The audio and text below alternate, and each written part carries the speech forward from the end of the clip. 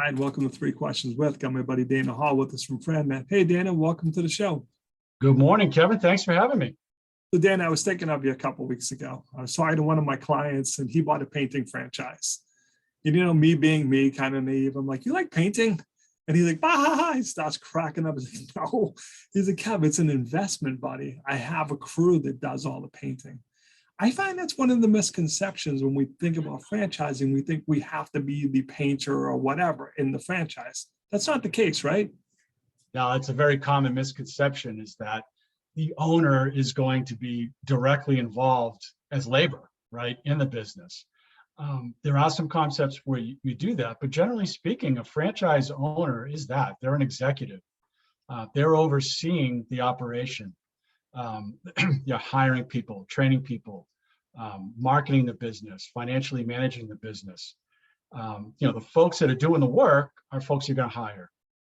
So you're not oftentimes or most times not directly involved. So to your point, if you don't know anything about painting, that's fine to own a painting concept as long as you know how to develop the business, hire, manage, and train the people, and manage it financially in a responsible manner. The painting is just a means to the end of a successful, profitable business. So Dan, I think one of the great things about understanding that is then it makes it so much more scalable, because you think, oh, I'd like to buy multiple territories, but you're like, well, I can only paint so many houses in a day.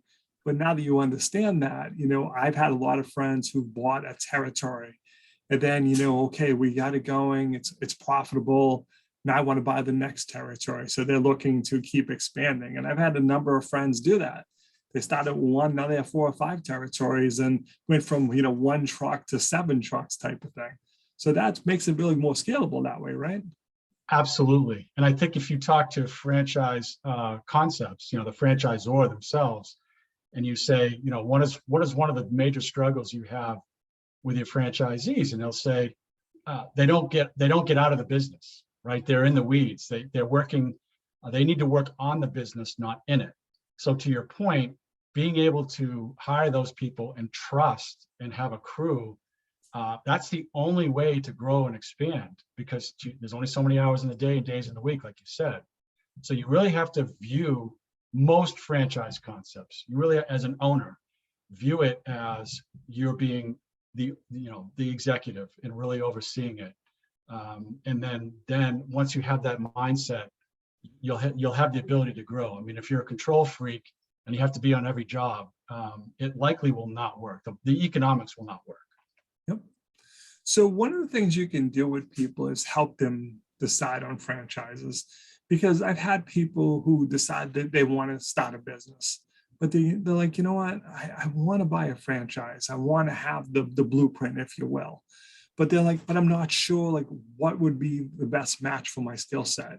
So you can kind of help them, give them some quizzes to see where their strengths are, and then talk about different franchise options. It's exactly what we do. We don't sell people on any one concept. That's not our role. Our role truly is this something that's right for you first and foremost? Should you be considering this? It's not for everybody. Business ownership is tough. It.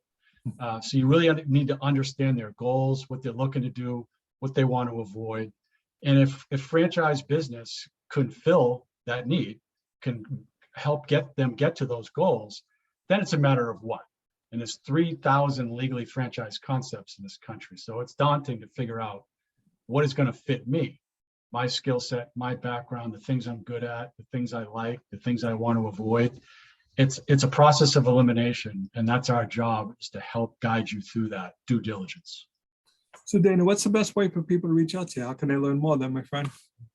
Real simple. Phone number is 978-239-2665. That's my business line. Or dhall@frannet.com. FranNET, all one word. Simple as that. And I appreciate you taking a couple minutes to call into the show. And as always, thanks for being my friend.